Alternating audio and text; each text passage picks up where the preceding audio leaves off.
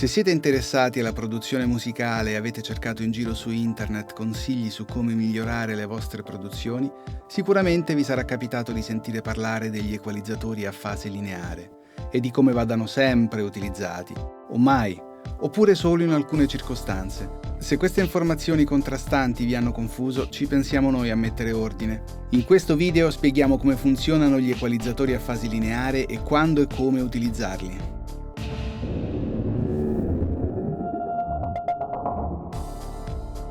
Tutti gli equalizzatori svolgono fondamentalmente tre compiti: cambiano il gain di una banda di frequenze, introducono un delay o uno spostamento di fase e aggiungono del ringing. Se scegliamo di usare un EQ, è chiaro che vogliamo modificare il gain di alcune frequenze, ma di conseguenza otteniamo anche gli altri due effetti. Questi tre aspetti sono tra loro legati tanto da rappresentare essenzialmente tre modi differenti per descrivere la stessa operazione: l'equalizzazione. Mentre comprendere il cambiamento di gain è abbastanza intuitivo, per avere una visione completa del funzionamento degli equalizzatori a fase lineare è necessario capire lo spostamento di fase e il ringing.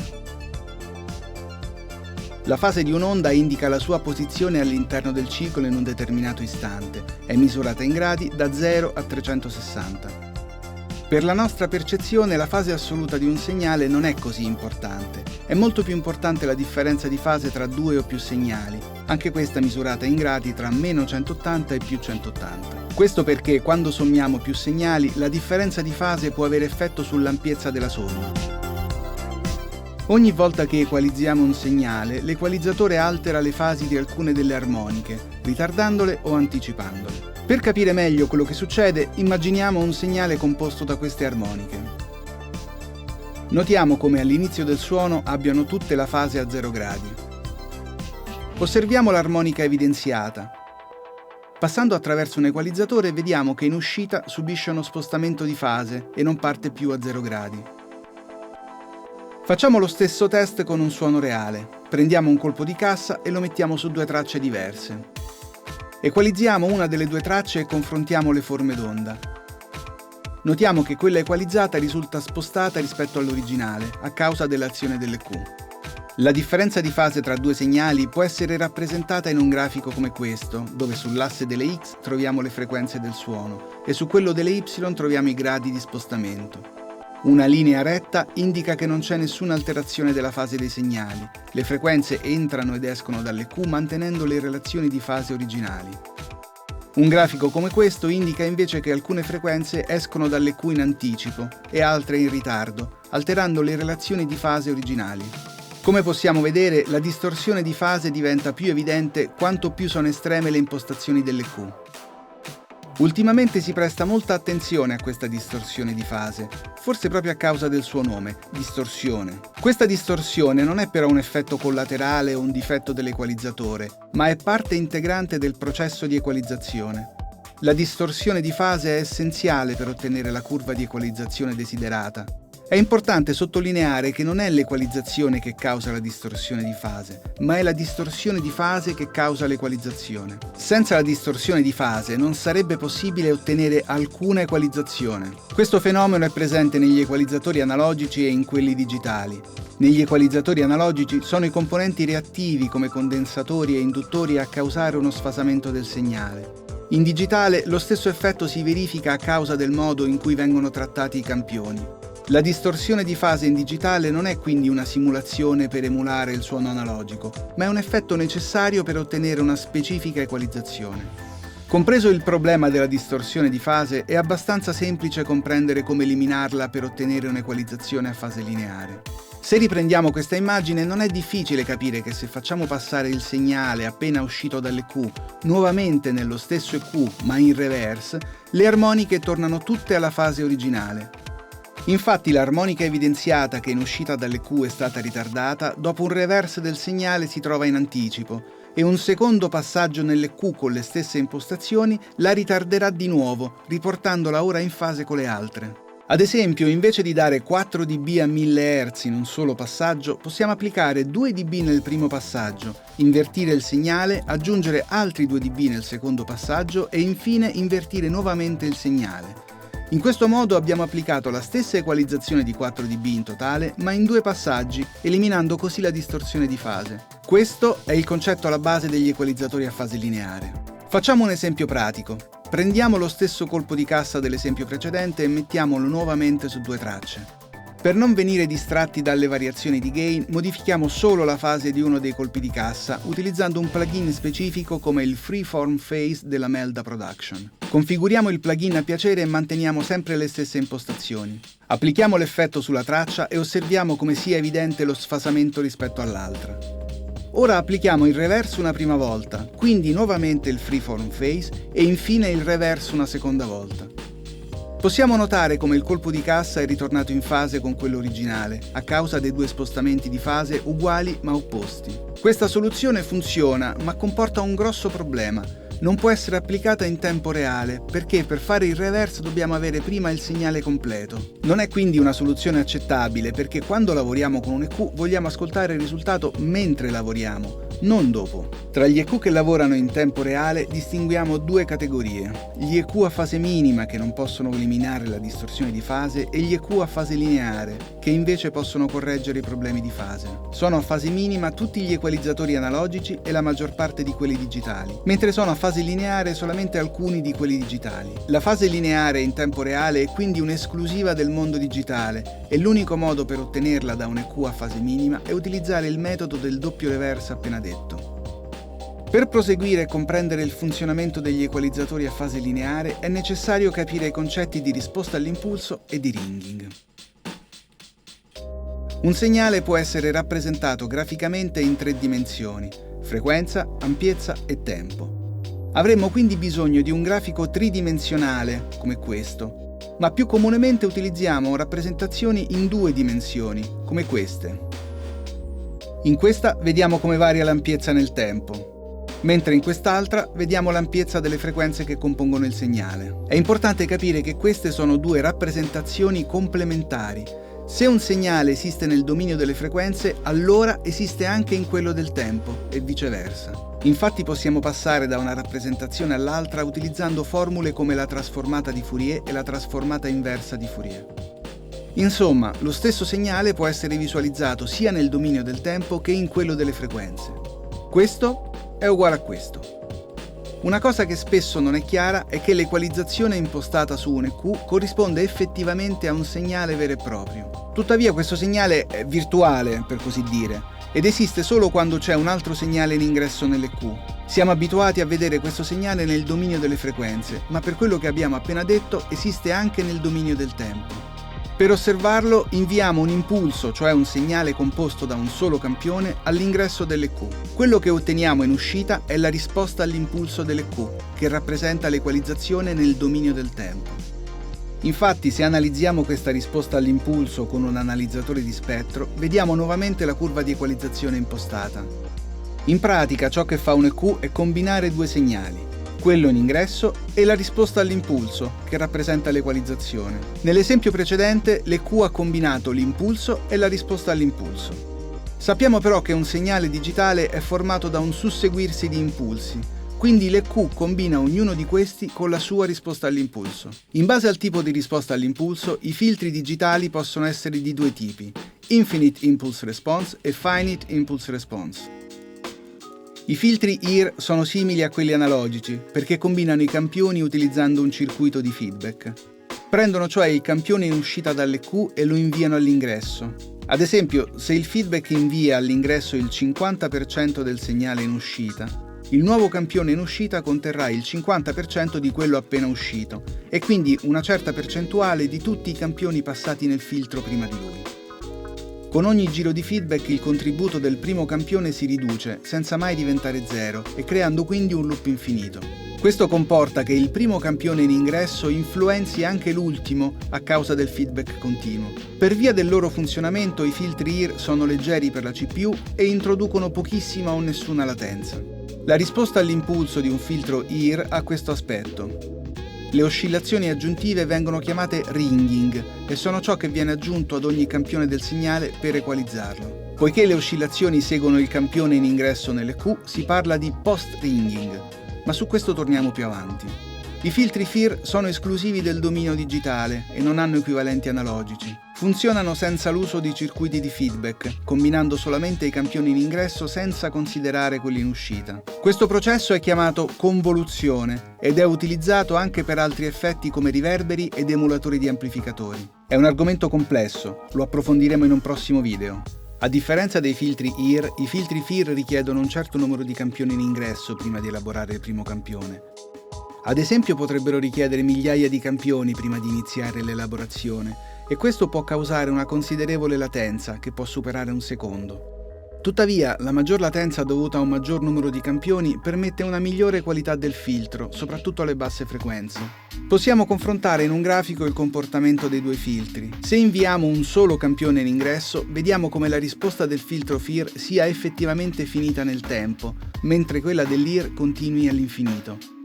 Da qui i nomi Finite Impulse Response e Infinite Impulse Response. La caratteristica distintiva dei filtri FIR è che non è necessario aspettare il segnale in uscita dall'equalizzatore. Di conseguenza è possibile gestire la fase e il gain dei filtri in modo indipendente. Questo è in contrasto con i filtri IR, che dipendono dal feedback del segnale in uscita e quindi non consentono una gestione separata di fase e gain. Arriviamo dunque al modo in cui un filtro FIR riesce a ottenere una fase lineare in uscita.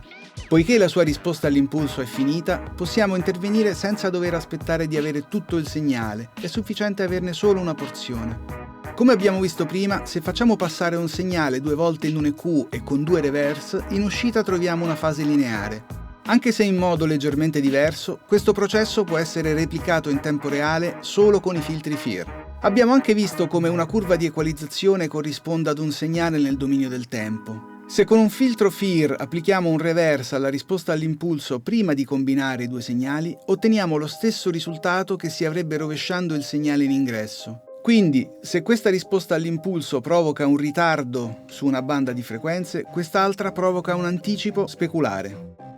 Unendo le due risposte all'impulso è come se facessimo passare il segnale nelle Q 2 volte, una normalmente e una in reverse. Solamente che invece di invertire il segnale, come abbiamo visto in precedenza, invertiamo l'equalizzatore stesso. Una fase lineare introduce però diversi problemi tipici di questo tipo di equalizzatori. Vediamo quali sono. I filtri IR per funzionare richiedono relativamente pochi calcoli, solitamente circa 5 moltiplicazioni per ogni campione del segnale da trattare. Questo perché il feedback presente nel circuito permette di tener conto di tutte le moltiplicazioni fatte in precedenza. Nei filtri FIR invece sono necessarie molte più moltiplicazioni, proprio perché non è presente il feedback.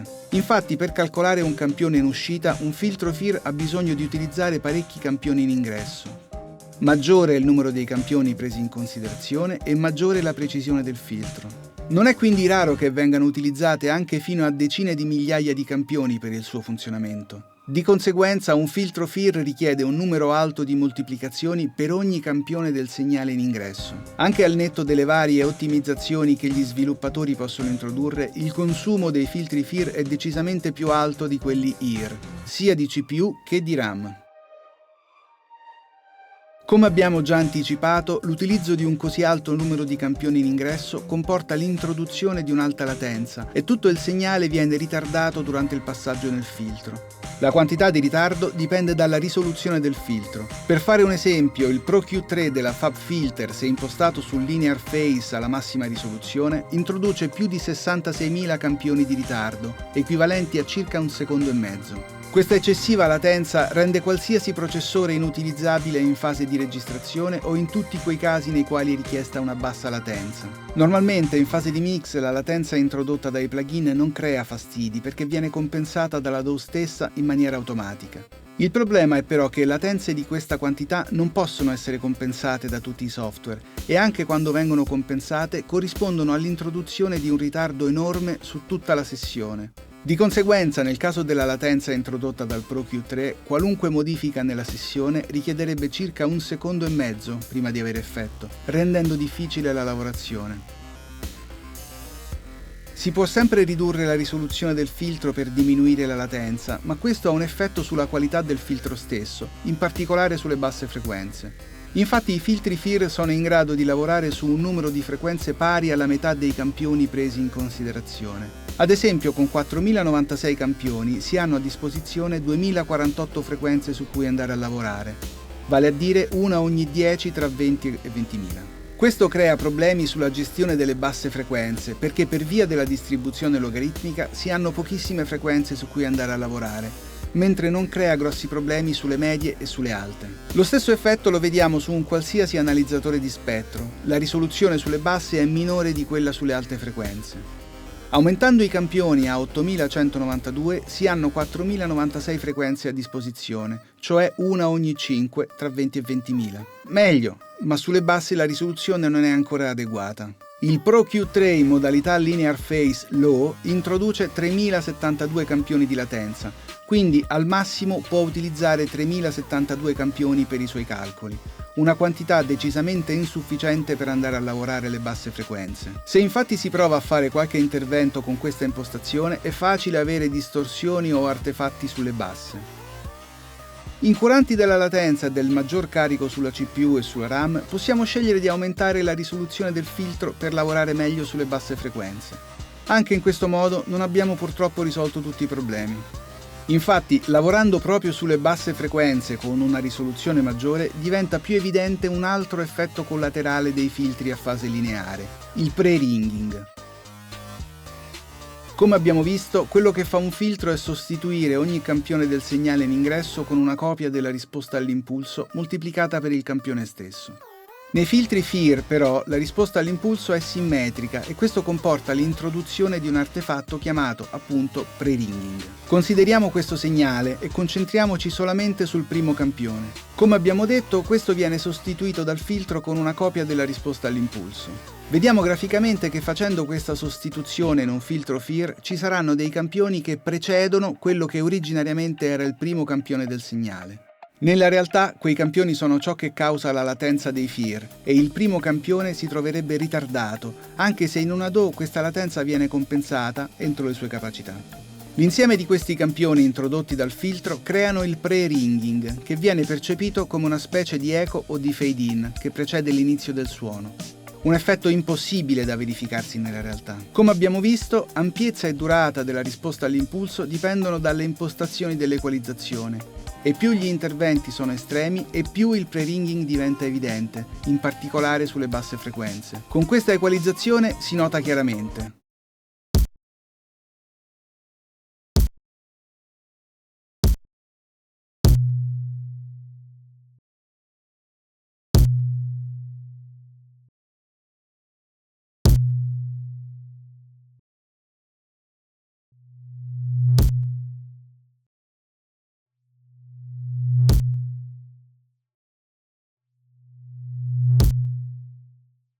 E renderizzando le Q possiamo anche vederlo.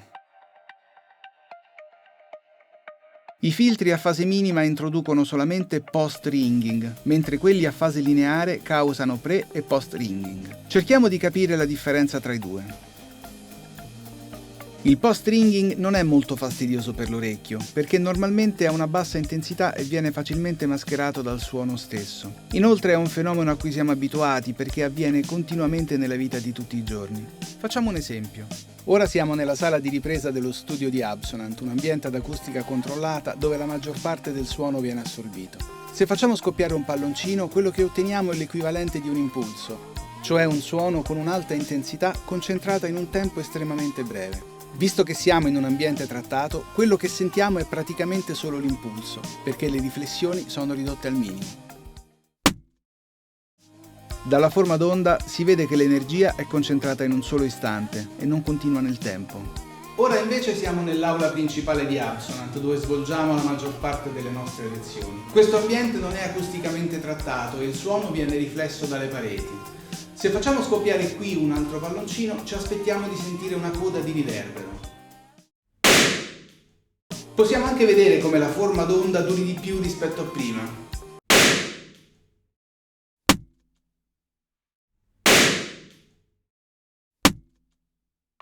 Questo riverbero può essere considerato come la risposta all'impulso o il ringing dell'ambiente e non ci crea nessun fastidio, ma anzi ci fornisce informazioni sull'ambiente in cui ci troviamo. Se facciamo scoppiare 2 palloncini in rapida successione, il secondo scoppio maschererà il ringing provocato dal primo palloncino, rendendolo meno evidente. Come abbiamo detto, questi sono fenomeni che accadono quotidianamente e ai quali siamo abituati, e per questo non creano fastidio. Il pre-ringing è invece un fenomeno non riproducibile nella realtà, perché equivarrebbe a sentire il riverbero prima del suono che lo provoca. Non è possibile. Inoltre, a differenza del post-ringing, il pre-ringing iniziale non è mascherato da altri suoni e risulta particolarmente evidente. Se fosse possibile ricrearlo, il pre-ringing provocato da un palloncino che scoppia suonerebbe così. Sarebbe difficile non notarlo. Inoltre, uno dei suoi effetti è quello di far perdere impatto ai transienti, perché distribuisce l'energia su un tempo più lungo, ammorbidendoli. Queste ragioni rendono il pre-ringing particolarmente fastidioso ed evidente, ed è quindi importante cercare di evitarlo o di minimizzarlo per quanto possibile. Un filtro a fase lineare è necessario in tutte quelle applicazioni nelle quali è importante non alterare la fase e la forma d'onda di un segnale, come in un elettrocardiogramma o un elettroencefalogramma, per esempio.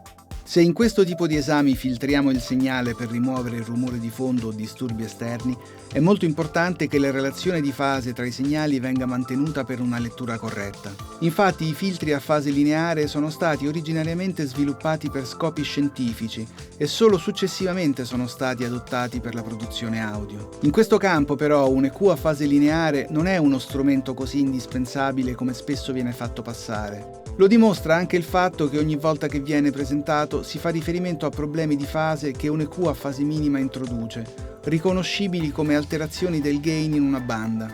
In questa spiegazione ci sembra ci sia una contraddizione. Di norma, quando si utilizza un EQ è per correggere un problema, quindi il presupposto è che il suono che stiamo trattando per qualche motivo non ci soddisfa. Non c'è ragione di ostinarsi a mantenere la coerenza di fase di un suono che non ci piace.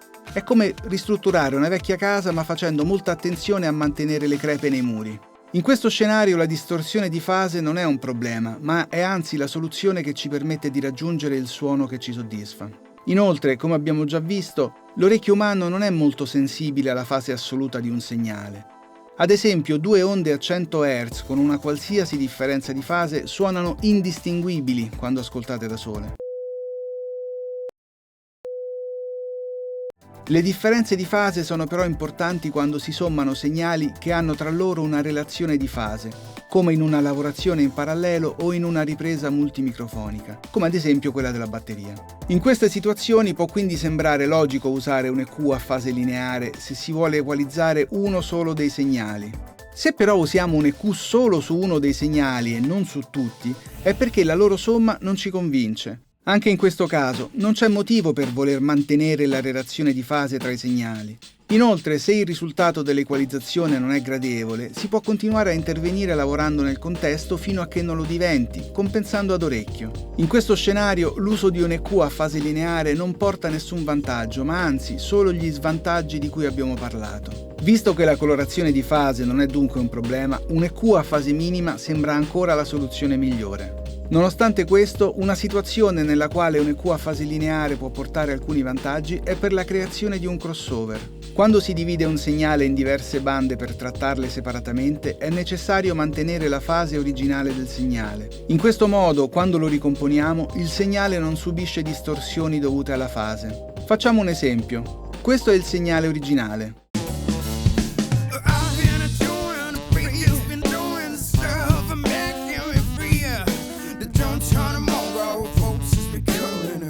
Se lo dividiamo in 3 bande utilizzando un EQ a fase minima, una volta ricomposto suona così.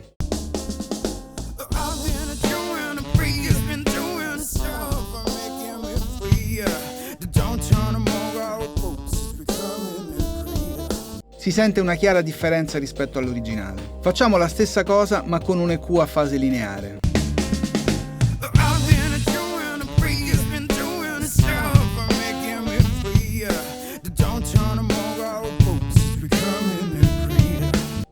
Il risultato è molto più simile all'originale, tanto da sembrare quasi uguale, anche se non lo è. Processori come gli EQ dinamici o i compressori multibanda dovrebbero sempre usare crossover a fase lineare. Il marketing spesso associa gli EQ a fase lineare al mastering, suggerendo implicitamente che siano migliori di altri EQ. Tuttavia non è sempre chiaro cosa renda un EQ adatto al mastering. Se fosse migliore, perché non usarlo anche in missaggio? La contraddizione si evidenzia ancora di più quando si sostiene che il mastering analogico, che utilizza esclusivamente EQ a fase minima, sia migliore di quello digitale. Queste due affermazioni non possono essere entrambe vere. O il mastering analogico è inferiore a quello digitale, oppure gli EQ a fase lineare non sono la scelta migliore per il mastering.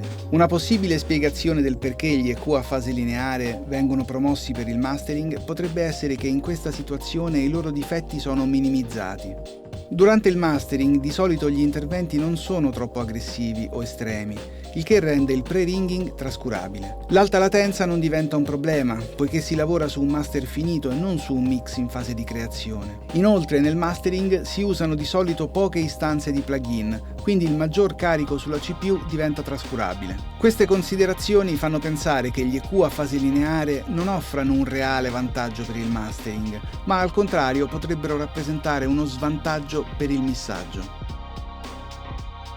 Se dopo quanto detto finora scegliete comunque di utilizzare un EQ a fase lineare, cerchiamo di capire come usarlo al meglio e come minimizzare i suoi difetti. Per farlo dobbiamo considerare gli aspetti tecnici esposti finora e trovare un compromesso tra latenza introdotta, carico sulla CPU, risoluzione in frequenza e pre-ringing. Come abbiamo accennato in un video precedente, un'equalizzazione sottrattiva porta alcuni vantaggi ed è la più indicata quando si usa un EQ a fase lineare. Infatti con un gain negativo il ringing è minore rispetto a un gain positivo, riducendo il problema del pre-ringing. Quindi meglio togliere che dare. Molti produttori di EQ a fase lineare suggeriscono di usare i propri plugin soprattutto sulle medie e sulle alte. Infatti, come abbiamo visto, la risoluzione di questo tipo di filtri diminuisce sulle basse frequenze. Aumentando la risoluzione, però, aumenta la latenza e il pre-ringing, che diventa particolarmente evidente proprio sulle basse frequenze. Di conseguenza è meglio lavorare sulle medie e sulle alte e preferire un filtro a fase minima per le basse, in particolare sulle bassissime. Inoltre, per ridurre ulteriormente il pre-ringing quando si lavora sulle basse frequenze, è meglio tenere i valori di Q bassi, possibilmente inferiori a 1, specialmente vicino alle frequenze fondamentali dei transienti, per evitare di ammorbidirli troppo. Sulle alte frequenze si possono invece usare valori di Q più alti. Inoltre, sarebbe meglio adottare filtri passa alto e passa basso di ordine più basso. Come abbiamo visto, nella produzione audio l'EQ a fase lineare non è quindi migliore di uno a fase minima, come spesso si è portati a credere. È semplicemente un'alternativa con delle caratteristiche sonore leggermente diverse, può piacere o meno a seconda dei gusti. Per la maggior parte dei compiti un EQ a fase minima svolge perfettamente il suo lavoro. Lo dimostra il successo di migliaia di grandi classici della musica prodotti con questo tipo di EQ, che ancora oggi vengono presi come punto di riferimento per la produzione musicale. Ora che sapete tutto sugli EQ a fase lineare, potete prendere delle decisioni più consapevoli e senza essere influenzati dal marketing. Concentratevi su quello che conta: ottenere il suono che avete in mente.